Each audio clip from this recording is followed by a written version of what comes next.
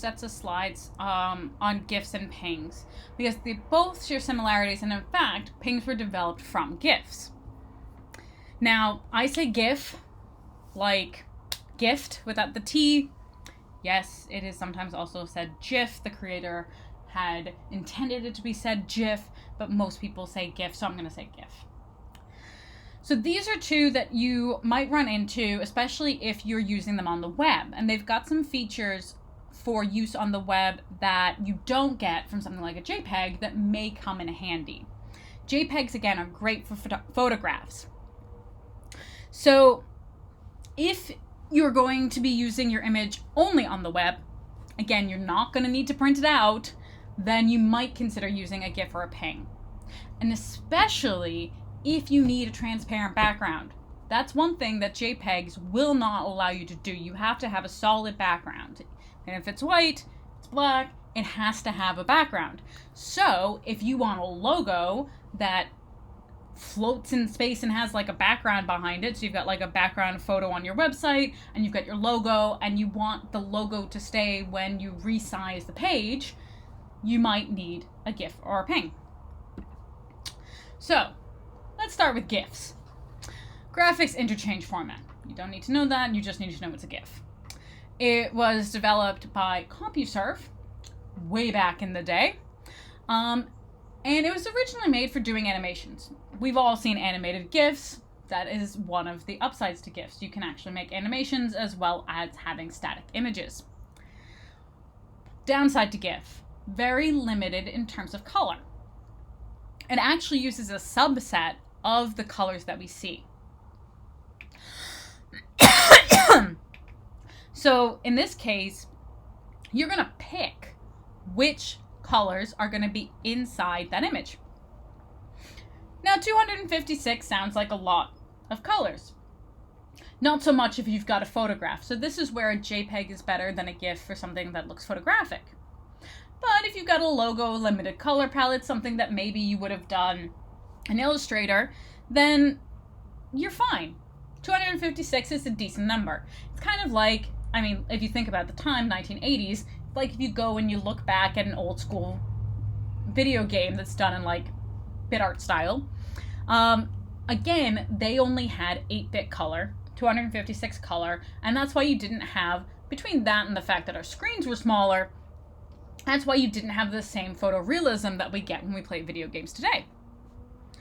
So it's not great for a full color photo, but it's terrific for like graphics, logos, areas of text, and things that you don't want there to be a background on. So also, upside of having fewer colors, smaller file sizes. So we can use GIFs for like very specific purposes really well, especially if you know the constraints of your design and what you're doing, you can kind of do some really interesting creative things with it. Now you might also now understand why those animated GIFs you've seen online look super blocky, even if it's like, you know, stills from The Office. It's because they can't reproduce all the colors. So GIFs use that same lossless compression that TIFFs use. So that's useful, means that you don't lose data when you save it, but there's that limited color palette. So that's why we don't use GIFs as master files, because, well, you don't have all the colors. So you lose data in that you lose color. So not so great. But if you're going to want to do a simple animation, something that loops, but you don't want to do a movie, or you want to have it on the web and not have to worry about compatibility, that can be great. Again, downside, has to be frame by frame. It will be looping. But again, if you know the specific constraints you're working in, there's been some really interesting stuff done with GIFs.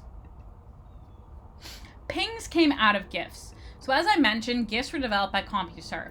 And back then, that meant that someone had to pay CompuServe a license fee whenever you wanted to use it. So people were like, nah, we don't really want that. We want something that's not patented. And also at this point, we're wanting to take it from 8-bit color and we want to square that, 8 times 8 is 64.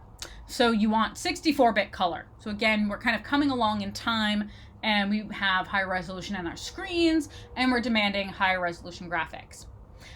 If you care, PNG stands for Portable Network Graphic because it was device independent, but everyone just calls them PNGs. So the downside to both GIFs and PNGs is that, as I mentioned, that it's a subset of RGB with GIFs. Same thing here, it only supports RGB. That means if I want to print something out, please don't give me a PNG.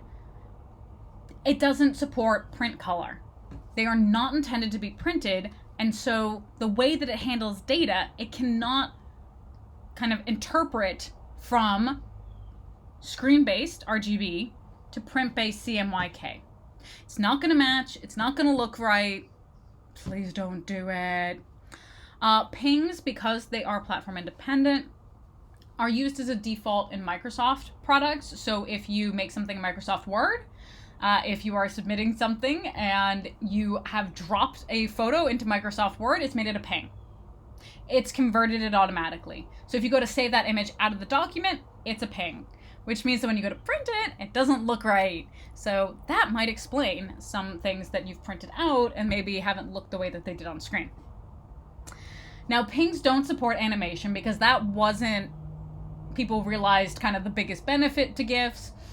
People were more interested in being able to preserve that transparency option, but to have things be higher resolution, look a little bit more realistic, but also stay very small file size. So when you see images online that don't have backgrounds, most of them are PNGs. And that is one of the biggest advantages to PNGs. And again, they have the advantage over GIFs in that you have a wider range of color. Now, if we're looking at photographic images, and again, this is where if you're dropping a photo into Microsoft Word, you might notice that the file size goes up a lot. If you have photographs, same photograph, you're going to save it one time as a JPEG and save it one time as a PNG. The JPEG is going to be smaller than the PNG. JPEGs are very good at taking photographic information and making it small.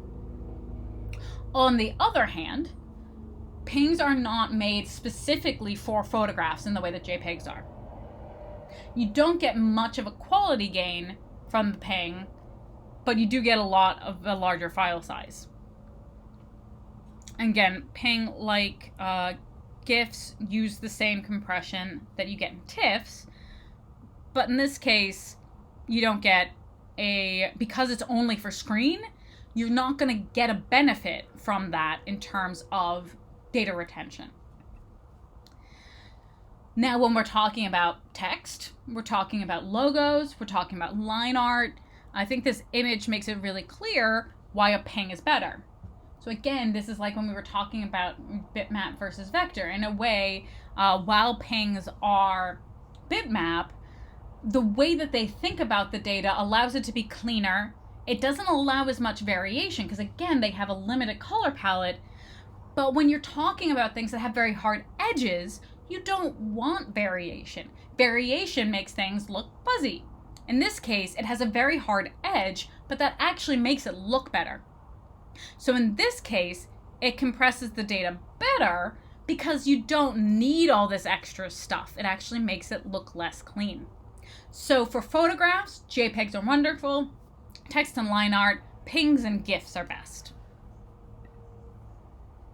Now, you might also come across bitmaps, BMP files. I just want to mention them in case you do run into them. That was developed by Microsoft. So again, in the same way that GIFs were developed by CompuServe, PSDs are from Photoshop, bitmaps were baked into Windows. So Windows computers can open them fine, don't have to pay a licensing fee. Now, other software that was developed by people other than by Microsoft, software that is going to be running on Macs, they would have to pay a fee to Microsoft in order to license to open bitmaps. It's now pretty common, but that was why it wasn't as widely adopted, because again, in the same way that people didn't want to pay a fee to allow you to open Photoshop documents, they didn't want to pay a fee to allow you to open bitmaps. So They wanted it to be independent of the display device, but because of the proprietary nature, it ended up that TIFFs took off better because of the fact that people didn't want to pay the licensing fee. So what can you do? You win some, you lose some. Microsoft overall, I think, won more than they lost. So that's why we use TIFFs. So just in case you run across it, that's another file format you may encounter and why.